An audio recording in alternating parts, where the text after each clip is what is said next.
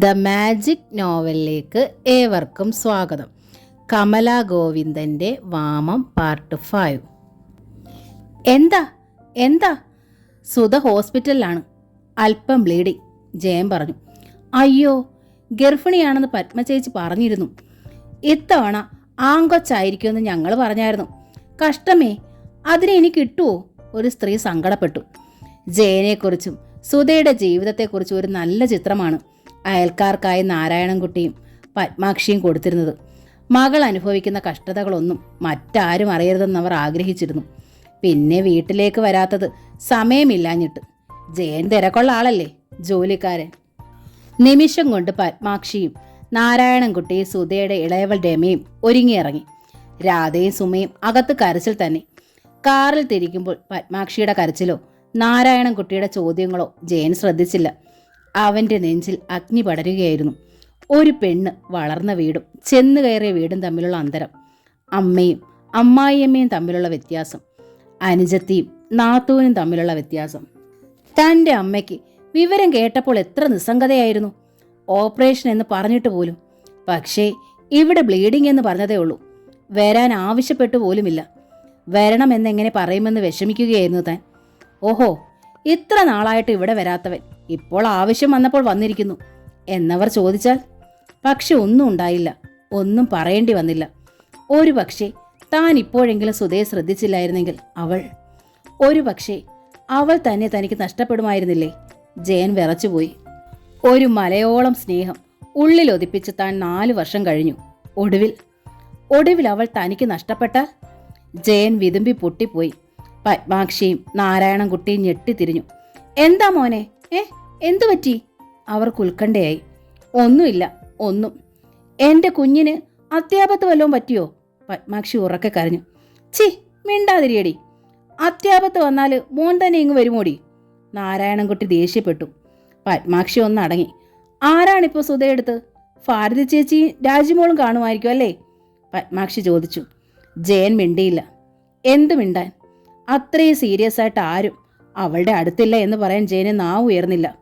ഹോസ്പിറ്റലിൽ എത്തിയപ്പോൾ രാത്രി ഏറെ ഇരുട്ടി കഴിഞ്ഞിരുന്നു. ജയൻ വന്ന പാടെ ഡോക്ടറെ അടുത്തേക്ക് ഓടി.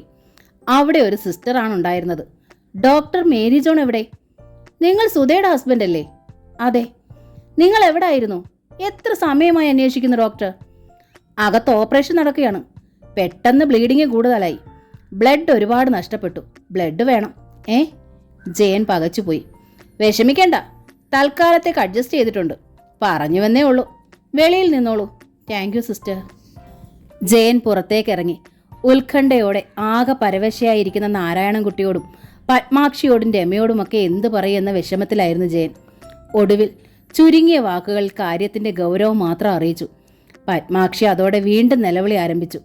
വിലപ്പെട്ട നിമിഷങ്ങൾ കൊഴിഞ്ഞു വീണുകൊണ്ടേയിരുന്നു. വിങ്ങിപ്പൊട്ടുന്ന വേദനയുടെ അസഹ്യമായ കാത്തിരിപ്പിൻ്റെ നിമിഷങ്ങൾ. നെഞ്ചുരുമി ജയൻ ഒരേ നിൽപ്പ് നിന്നു. ഒടുവിൽ ഡോക്ടർ ജയനെ റൂമിലേക്ക് വിളിപ്പിച്ചു. ഓപ്പറേഷൻ കഴിഞ്ഞു. കുട്ടിയാണായിരുന്നു കേട്ടോ. മരിച്ചിട്ടില്ല, പക്ഷേ 10-15 മിനിറ്റിനുള്ളിൽ മരിക്കും. മൈ ഗോഡ്, ജയൻ നെഞ്ചിൽ അള്ളിപ്പിടിച്ചു. സുധയ്ക്ക് നിങ്ങൾക്ക് ഭാഗ്യമുണ്ട്. അതുകൊണ്ടാണ് ഇപ്പോഴെങ്കിലും ഹോസ്പിറ്റലിൽ കൊണ്ടുവന്നത്. വിഷമിക്കാനൊന്നുമില്ല. ആ കുഞ്ഞിൻ്റെ ഹാർട്ട് വളരെ വീക്കായിരുന്നു. നഷ്ടപ്പെടുന്നതാണ് നല്ലത്.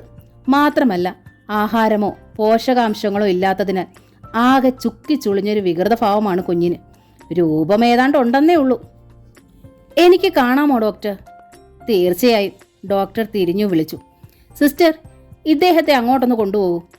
Yes doctor. സിസ്റ്റർ അകത്തേക്ക് തിരിഞ്ഞുകൊണ്ട് ജയനോട് പറഞ്ഞു. വരൂ. സിസ്റ്ററിന് പിന്നാലെ ജയൻ ചെന്നു. അടുത്ത മുറി. ഒരു ബേസിനുള്ളിൽ ഒരു തവള കുഞ്ഞിൻ്റെ ആകൃതിയിൽ. അടഞ്ഞ കണ്ണുകൾ, ചുക്കിച്ചുളിഞ്ഞ മുഖം, കഴുത്ത്, നെഞ്ച്, വയർ, കാലുകൾ. അതിന് തെല്ലും ശ്വാസമുണ്ടെന്ന് തോന്നുന്നില്ല. നെഞ്ചിലേക്കൊരു വാൾ കുത്തിക്കയറുന്നു. വീണ്ടും വീണ്ടും കുത്തിക്കയറുന്നു. ജയൻ പുളഞ്ഞു. അനുമോളെ പോലെ വളർന്ന് മിടുക്കനായി അച്ഛ എന്ന് വിളിക്കേണ്ടുന്ന പൊന്നുമോൻ. ഒരു തവളക്കുഞ്ഞിൻ്റെ ആകൃതിയിൽ എല്ലുപോലെ അടഞ്ഞ കണ്ണുകളും ചുക്കിച്ചുളിഞ്ഞ തോല് പൊതിഞ്ഞ ഒരു രൂപവുമായി പെരുവിരൽ മുതൽ ഒരു പെരുപ്പ് കയറുന്നത് പോലെ ജയൻ അറിഞ്ഞു. നോ, ജയൻ അലറി. നോ. ആ നിലവിളി ആ മുറിയാകെ പ്രതിധ്വനിച്ചു. ജയൻ മുറിക്ക് പുറത്തേക്ക് ഓടി. ഓടിപ്പാഞ്ഞു വന്ന ജയൻ നിന്നത് ഡോക്ടർക്ക് മുൻപിലാണ്. ഡോക്ടർ മേരി ജോൺ ജയനെ തുറച്ചു നോക്കി. അവനാകെ ഭീതി പൂണ്ട ഭാവവുമായി വിയർപ്പിൽ കുളിച്ചു നിൽക്കുകയാണ്. എന്താ? ഡോക്ടർ നോക്കി. ജയൻ നിന്ന് കിതച്ചു. ഇരിക്കൂ. ജയൻ ഡോക്ടർക്ക് മുമ്പിലിരുന്നു. നിങ്ങൾ മദ്യപിച്ചു വന്ന ആ സ്ത്രീയെ മർദ്ദിക്കുമായിരുന്നോ? ഇല്ല ഇല്ല ഡോക്ടർ. ജയൻ വല്ലാതെ പിഴഞ്ഞുപോയി. തല്ലിയിട്ടുണ്ട് ചിലപ്പോഴൊക്കെ. അതൊന്നും മദ്യത്തിന്റെ ലഹരി കൂടിയിട്ടൊന്നുമല്ല. പിന്നെ? ഡോക്ടർ തുറച്ചു നോക്കി. നിങ്ങൾക്ക് ആ സ്ത്രീയെ വെറുപ്പായിരുന്നു അല്ലേ? അല്ല, അവൾ എൻ്റെ ജീവനാണ് ഡോക്ടർ. എന്നിട്ടാണോ ആ സ്ത്രീയെ നാളിതുവരെ ഒരു ഡോക്ടറെ കാട്ടാതിരുന്നത്? ജയൻ മൗനം. നിങ്ങൾക്കിടയിലുള്ള പ്രശ്നം അപഗ്രഥിച്ചറിയേണ്ട ആവശ്യമൊന്നും എനിക്കില്ല. എന്നാലും ഒന്ന് പറയാതെ വയ്യ. ഒരു സ്ത്രീ ഗർഭിണിയായാൽ തീർച്ചയായും ഒരു ഡോക്ടറുടെ ഉപദേശവും പരിശോധനയും അത്യാവശ്യമാണ്. എന്ത് പ്രശ്നം ഉണ്ടായാലും ഒക്കെ തരണം ചെയ്യാനുള്ള എല്ലാ സംവിധാനങ്ങളും ഇന്ന് ശാസ്ത്രത്തിനുണ്ട്. അതിനു വേണ്ടി കൂടിയാണ് ഡോക്ടറെ സമീപിക്കുന്നത്. ആരോഗ്യം കുറവുള്ള അമ്മയ്ക്ക് അതുണ്ടാക്കിയെടുക്കേണ്ടതുണ്ട്. വിറ്റാമിൻ ഗുളികൾ, പോഷകരമായ ആഹാരങ്ങൾ, ടോണിക്കുകൾ, സമയാസമയത്ത് വേണ്ട ഇഞ്ചക്ഷൻ ഒക്കെ അത്യാവശ്യമാണ്. നിങ്ങളെപ്പോലെ വിദ്യാഭ്യാസമുള്ളവർ ഇനി ഇതൊന്നും അറിയുകയും ശ്രദ്ധിക്കുകയും ചെയ്തിട്ടില്ലെന്ന് വന്നാൽ? ജയൻ മുഖം കുനിച്ചിരുന്നതല്ലാതെ ഒറ്റ അക്ഷരം സംസാരിച്ചില്ല. ഒന്നും സംസാരിക്കാനുണ്ടായിരുന്നില്ല എന്നതാണ് സത്യം. യു സി, നിങ്ങളുടെ വൈഫിന്റെ ദേഹത്ത് ആഹാരം ശരിയായ അളവിൽ ചെന്നിട്ട് മാസങ്ങൾ തന്നെ ആയിരിക്കുന്നു. ജയന്റെ നാവ് വരളുകയാണ്. ഹൃദയം വെന്തു മുറിഞ്ഞു പോവുകയാണ്. ഒരുപക്ഷേ ഈ ഡെലിവറിയോടെ ഒരു മരണം അവർ ആഗ്രഹിച്ചിരിക്കാം. ഡോക്ടർ, ജയൻ നടുങ്ങിപ്പോയി. എന്നോട് ആ സ്ത്രീ ഒന്നും പറഞ്ഞിട്ടില്ല. പക്ഷേ എനിക്ക് ഊഹിക്കാൻ കഴിയും. ഒരു ഭാര്യ എന്ന പരിഗണന ആ സ്ത്രീക്ക് നിങ്ങൾ നൽകിയിട്ടില്ല. സ്നേഹം ഒട്ടുമില്ല. ആഹാരത്തേക്കാൾ മരുന്നിനേക്കാൾ ഒരു ഗർഭിണിക്ക് ആവശ്യം സ്നേഹവും സന്തോഷവുമാണ്. ഈ പറഞ്ഞതൊന്നും ആ സ്ത്രീക്ക് കിട്ടിയിട്ടില്ലെന്ന് ഞാൻ കരുതുന്നു. അവരുടെ മനസ്സിന്റെ ശരിയായ പ്രതിഫലനമാണ് ആ കുഞ്ഞ്, നിങ്ങളുടെ സൃഷ്ടി. നിങ്ങൾക്ക് ദുഃഖമുണ്ടോ? ജയൻ അക്ഷരാർത്ഥത്തിൽ കരയുകയായിരുന്നു. എല്ലാ തെറ്റും അമ്മയിൽ അടിച്ചേൽപ്പിക്കുന്നത് എന്തിന്? തൻ്റെ സൃഷ്ടിയെ തനിക്ക് പരിപാലിക്കാമായിരുന്നില്ലേ?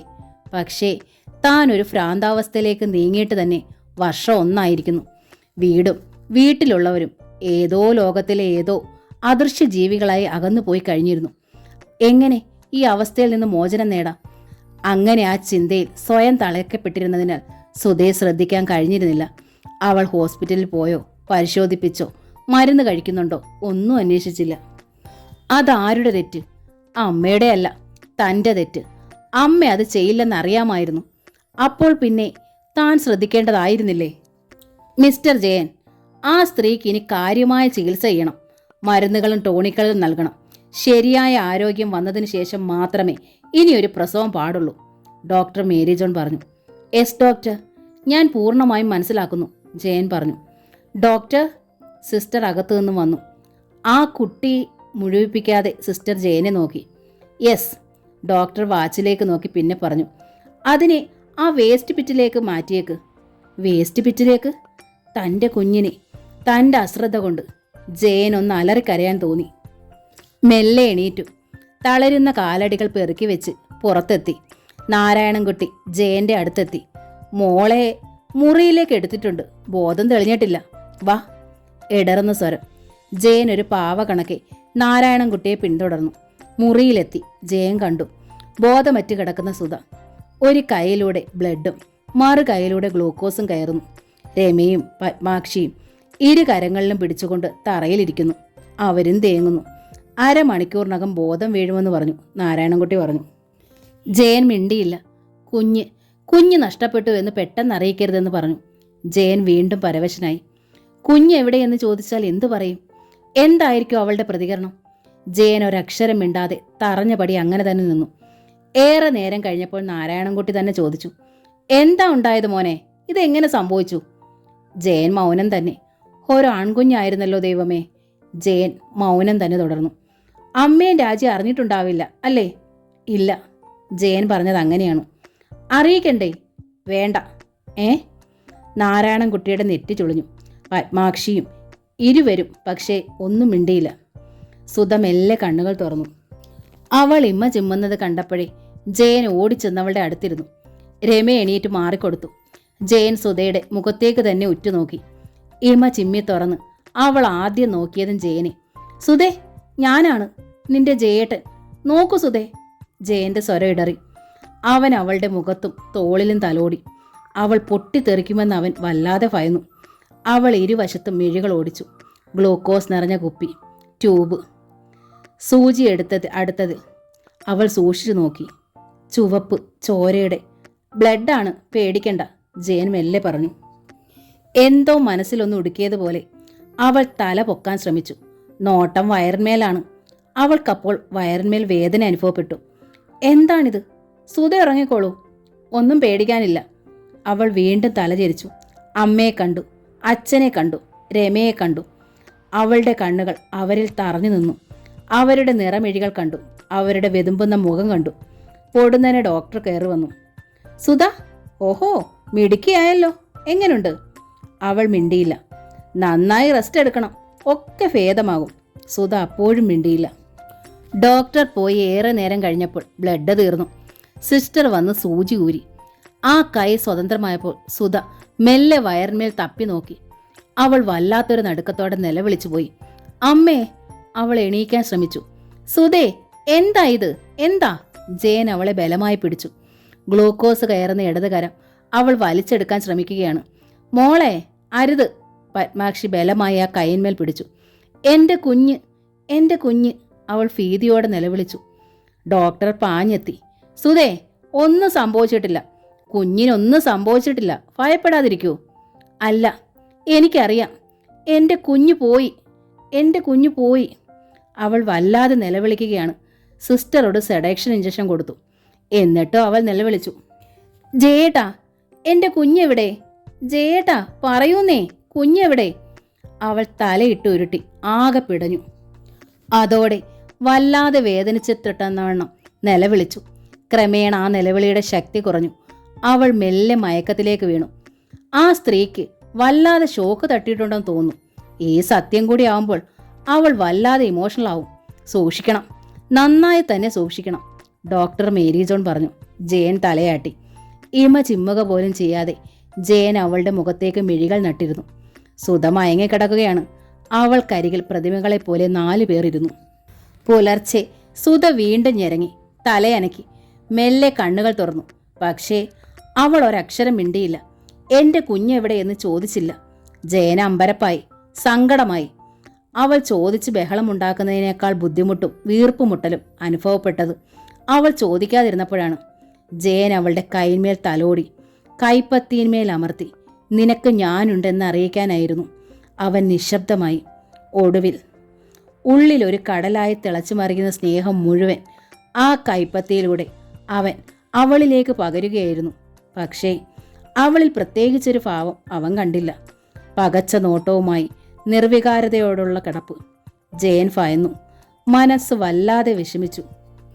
അവളുടെ ആ ഭാവ പകർച്ച പത്മാക്ഷിയും നാരായണൻകുട്ടിയും ശ്രദ്ധിച്ചു. അവരും പകച്ചുപോയി. വല്ലാത്തൊരു ഭീതി അവരെയും ഗ്രസിച്ചു. പക്ഷേ ആരും പരസ്പരം ഒന്നും മിണ്ടിയില്ല. ജയൻ ഡോക്ടർ മേരി ജോണിനെ വീണ്ടും കണ്ട് വിവരം പറഞ്ഞു. ഡോക്ടർ വീണ്ടും പരിശോധിച്ചു. ജയനെ മാറ്റി നിർത്തി പറഞ്ഞു, ഞാൻ പറഞ്ഞല്ലോ, ഇവിടെ അഡ്മിറ്റ് ചെയ്യുമ്പോൾ തന്നെ ആ സ്ത്രീക്ക് ഇതേ ഭാവമായിരുന്നു. എന്തോ വല്ലാത്ത ഷോക്കുണ്ട്. അതിപ്പോഴും തുടരുന്നു. പക്ഷേ ഭയപ്പെടാനില്ല. സൂക്ഷ്മതയോടുള്ള പെരുമാറ്റവും ശുശ്രൂഷയും കൊണ്ട് മാറ്റാവുന്നതേ ഉള്ളൂ. ജയന്റെ കണ്ണുകൾ നിറഞ്ഞു. പിന്നെ മിസ്റ്റർ ജയൻ, സൂക്ഷ്മക്കുറവ് കൊണ്ട് ഈ ഷോക്ക് മാറി പകരം മെന്റൽ ട്രബിൾ തന്നെ ആയിത്തീരാം. ഡോക്ടർ, ജയൻ അപ്പാടെ വിറച്ചുപോയി. സി മിസ്റ്റർ ജയൻ, ഞാൻ തുറന്നു പറഞ്ഞതാണ്. മനസ്സിൽ ഇക്കാര്യം സൂക്ഷിച്ചു കൊണ്ടുവേണം ട്രീറ്റ്മെൻറ്റ് എന്നാണ്. ഈ അവസ്ഥയിൽ നിന്ന് അവളെ രക്ഷിക്കാനും അതേസമയം തന്നെ ശിക്ഷിക്കാനും കഴിയും.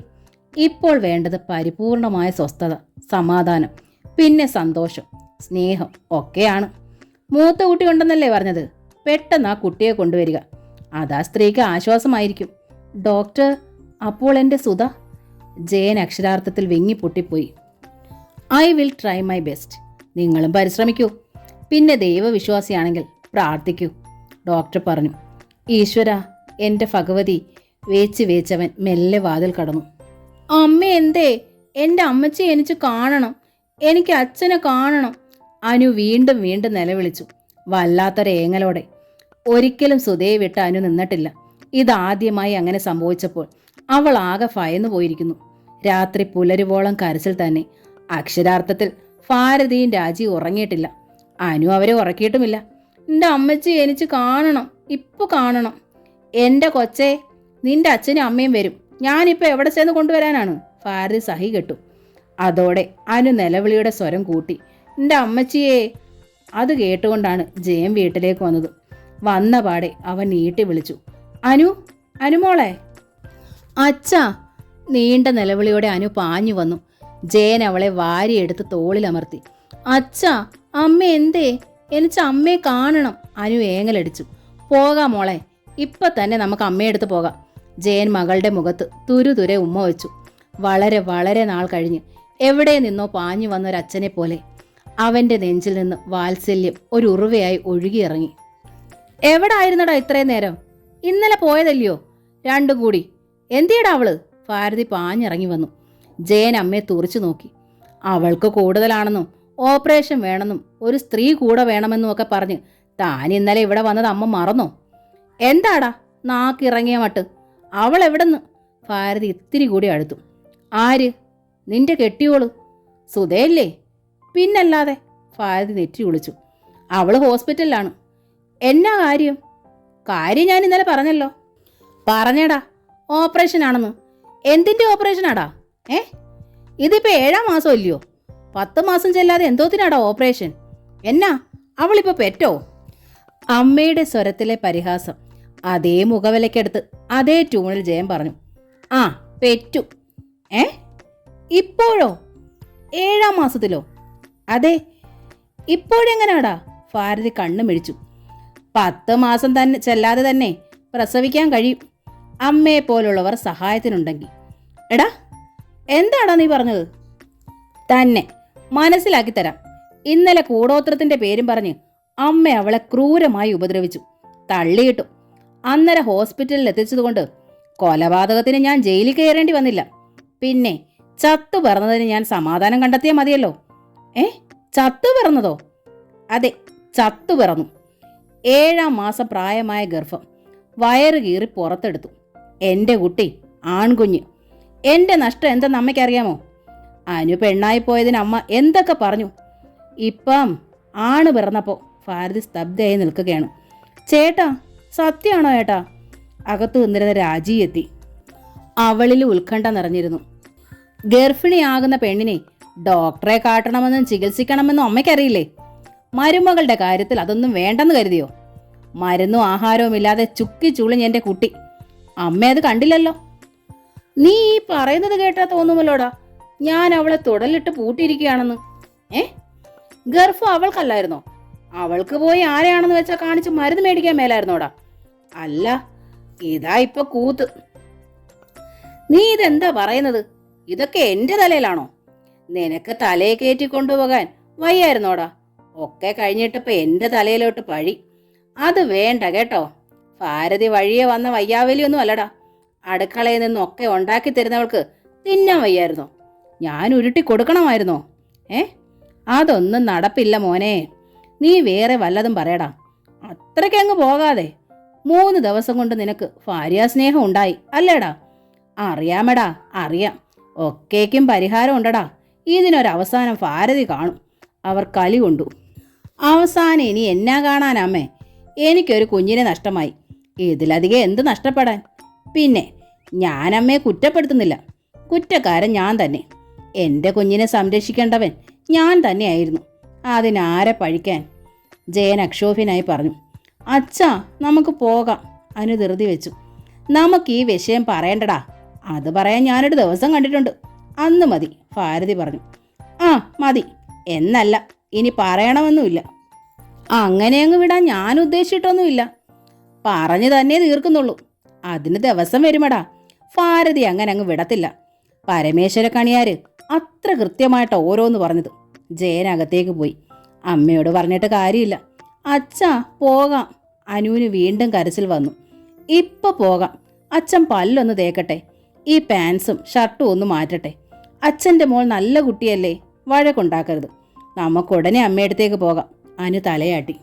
ജയൻ ധൃതിയിൽ പല്ല് തേച്ചു. താൻ കുളിച്ച കൂട്ടത്തിൽ മോളെയും കുളിപ്പിച്ചു. അവളുടെ ഒരു നല്ല ഫ്രോക്ക് തപ്പിയെടുത്ത് ഇടിവിച്ചു. മുടി ചീകി വെച്ചു. ജയൻ മുണ്ടും ഷർട്ടും ധരിച്ച് പോകാൻ ഇറങ്ങുമ്പോൾ ഭാരതിയും രാജിയും ഡ്രസ്സ് ചെയ്ത് ഒപ്പം ഇറങ്ങി. എവിടേക്കാ നിങ്ങൾ രണ്ടുപേരും? ജയൻ ചോദിച്ചു. ആശുപത്രിയിലേക്ക്. മറുപടി പറഞ്ഞത് ഭാരതിയാണ്.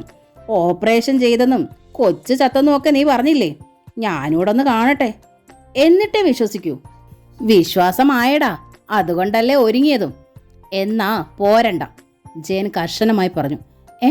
ഭാരതി വല്ലാതായി. എന്താടാ പറഞ്ഞത്? വരണ്ടെന്ന് തന്നെ. ഇന്നലെ സന്ധ്യയ്ക്ക് ഞാൻ അമ്മയുടെ കാലിൽ വീണ് കെഞ്ചിയതല്ലേ ഒന്ന് വരാൻ. അമ്മ അവളുടെ അടുത്തെത്തേണ്ടുന്ന ആവശ്യം ഇന്നലെയായിരുന്നു. അത് കഴിഞ്ഞു. ഇനിയിപ്പം ധൃതി പിടിച്ച് അമ്മ പോകണ്ട. അത് പറയാൻ നീ ആരാടാ? ഭാരതി തുള്ളി. ഞാൻ ആരാണെന്നല്ല പ്രശ്നം, അമ്മ ഇപ്പം പോകണ്ട എന്നതാണ്. എടാ എടാ, നീ ഇത്രയ്ക്കൊക്കെ ആയല്ലേടാ? കമാന്ന് എന്നോടൊരക്ഷരം പറയാതിരുന്നവനാ നീ എന്ന് ഓർത്തോ. നിന്നെ ഇത്തരത്തിലാക്കി ഇനി നീ എന്നെ ഈ പെണ്ണിനെ അടിച്ചിറക്കും. അതാണ് അവരുടെ ലക്ഷ്യം. എൻ്റെ കാവ്യ ഭഗവതി, നീ ഇത് കാണുന്നുണ്ടോ? നിന്റെ മണ്ണിന്മേൽ 18ാമത്തെ വയസ്സിൽ കാല് കുത്തിയവളാ ഭാരതി. എൻ്റെ ഭഗവതി, നിനക്ക് ഇഷ്ടപ്പെടാത്തത് എന്തെങ്കിലും ഞാൻ ചെയ്തിട്ടുണ്ടോ? ഇതിന് തിരിച്ചടി നീ തന്നെ കൊടുക്കണേ, പകരം ചോദിക്കണേ. ഭാരതി കിഴക്കോട്ട് തിരിഞ്ഞ് നെഞ്ചിൽ കൈവച്ച് നിന്ന് പ്രാഗി. പ്രാകാതമ്മേ, ഈ പ്രാകല് കാരണം ഒന്ന് ഇന്നലെ നഷ്ടപ്പെട്ടു. ജയന് സങ്കടം മുട്ടിപ്പോയി.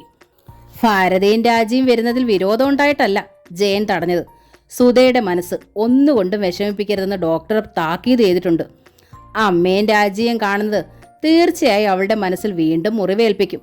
തൽക്കാലം അമ്മ പിണങ്ങട്ടെ, പിന്നെ കാര്യം പറഞ്ഞ് മനസ്സിലാക്കാം. ഒക്കെ കലങ്ങി തെളിയുമെന്ന് വിശ്വസിക്കാം. അതേ വഴിയുള്ളൂ. ജയൻ അനുവിനെയും കൊണ്ടിറങ്ങി സ്കൂട്ടർ സ്റ്റാർട്ട് ചെയ്തു. എല്ലാം നഷ്ടപ്പെട്ട ഭാവവും സങ്കടവുമായിരുന്നു ഭാരതിക്ക്. മോളെ, അവൻ എത്ര മാറിപ്പോയി. ഭാരതി വിങ്ങി പൊട്ടിപ്പോയി. ശരിയാണ്, ചേട്ടൻ പഴയ ചേട്ടനല്ല. എത്ര മാറിപ്പോയി. എത്ര പെട്ടെന്ന് ഈ ചേട്ടനിത് എന്തു പറ്റി? രാജിക്കും സങ്കടവും അമ്പരപ്പും ഉണ്ടായി.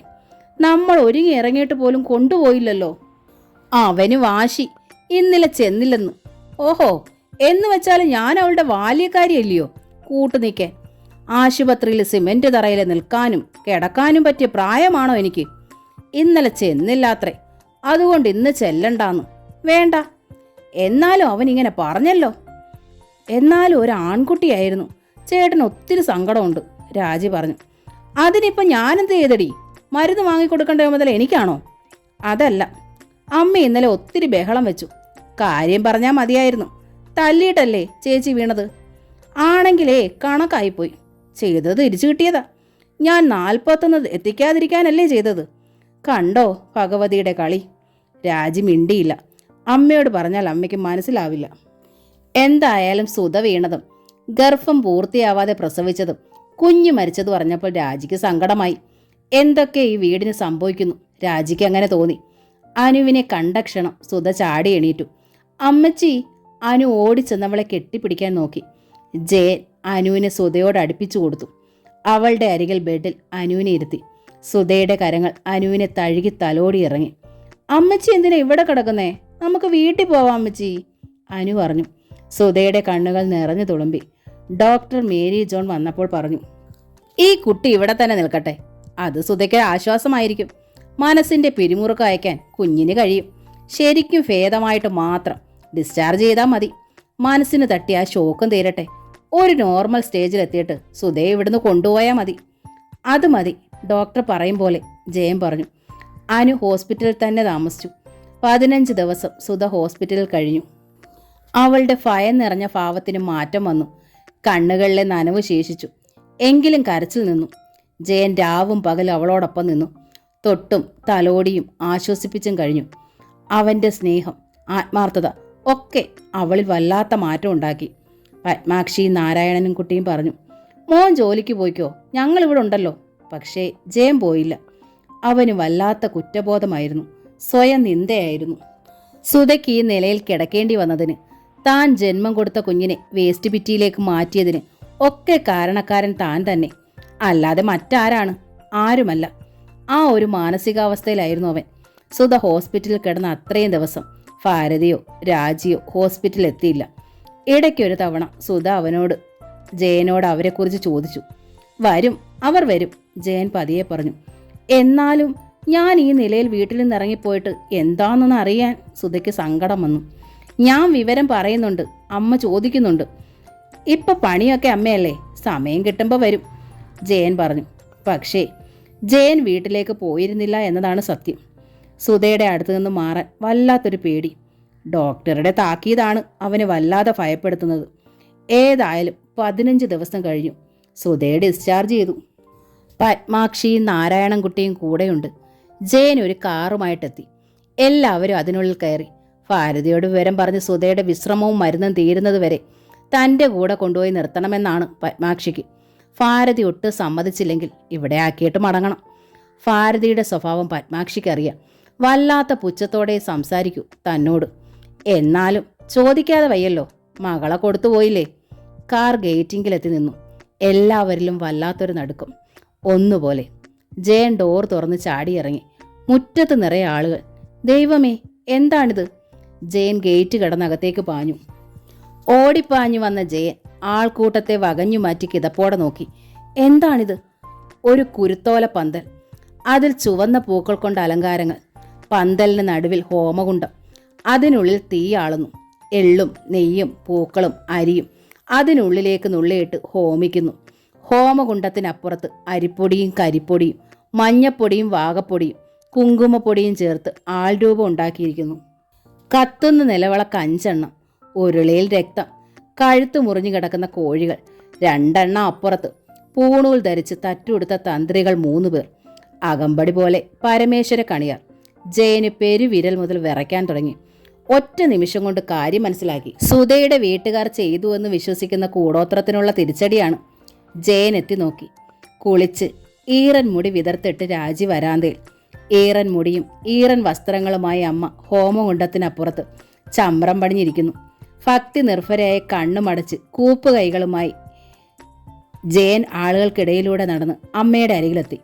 അമ്മേ, അവൻ ഗൗരവത്തിൽ വിളിച്ചു. ഭാരതി കണ്ണു തുറന്നു. ഇതൊക്കെ എന്താണമ്മേ? എന്താണമ്മേ ഈ കാണിക്കുന്നതൊക്കെ? നീ വന്നോ? എൻ്റെ ഭഗവതി, കണ്ടോ കാര്യങ്ങൾ എത്ര അച്ചട്ടമാണെന്ന്? ഭാരതി ആഹ്ലാദത്തോടെ ചാടി എണീറ്റു. ഇതെന്താണെന്ന്? നീ ഇപ്പോൾ വരുമെന്ന് തന്ത്രികൾ പറഞ്ഞതേ ഉള്ളൂ. ഭാരതി ഹോമകുണ്ടത്തിലേക്ക് നോക്കി ഒന്നുകൂടെ തൊഴുതു. ചോദിച്ചതിന് മറുപടി പറയാമേ, ഈ കാണിക്കുന്നത് എന്താണെന്ന്? മോനെ, ഒരു മറുകൃതി ചെയ്യുന്നത് നല്ലതാണ്. കണിയാർ അന്നേ പറഞ്ഞു, തന്ത്രികളും അതുതന്നെ പറഞ്ഞു. ഭാരതി വാത്സല്യത്തോടെ പറഞ്ഞു. എന്ത് മറുകൃതി? ഒക്കെ ഞാനെന്ന് പറഞ്ഞില്ലേടാ. തന്ത്രികളും അത് തന്നെ പറഞ്ഞു. അങ്ങേരെ ആരാണെന്നാ നിന്റെ വിചാരം? കേൾവി കേട്ട ആളല്ലയോ?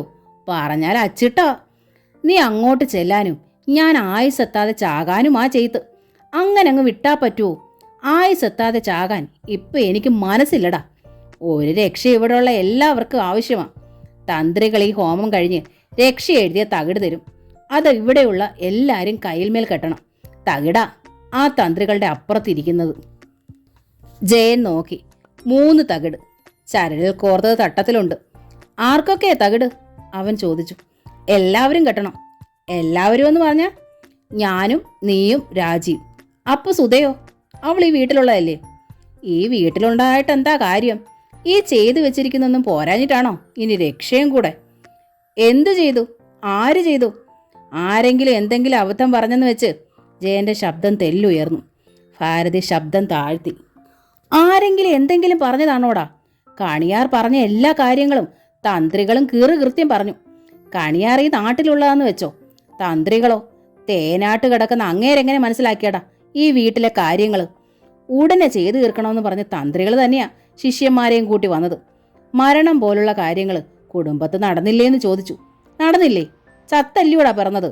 തേനാട്ടുള്ള അങ്ങേര് എങ്ങനെയാടാ അറിഞ്ഞത് അവൾ ചത്ത കൊച്ചിനെ പെറ്റതെന്ന്? നീ അന്ന് വന്ന് കുറെ ബഹളം വെച്ചല്ലോ. അവൾക്ക് മരുന്ന് വാങ്ങിക്കൊടുത്തില്ല, ആഹാരം കൊടുത്തില്ലെന്നൊക്കെ. അതുകൊണ്ട് ചത്താ പിറന്നേന്നൊക്കെ. പക്ഷേങ്കില് കൊച്ചു ചത്തത് എന്തിനാണെന്ന് അറിയാവോ നിനക്ക്? താൻ ചെയ്ത് തിരിച്ചടിച്ചതാ. പറ്റിയതാ കുഞ്ഞിന്. എൻ്റെ തല തട്ടിപ്പോകേണ്ടതാ, അറിയോ?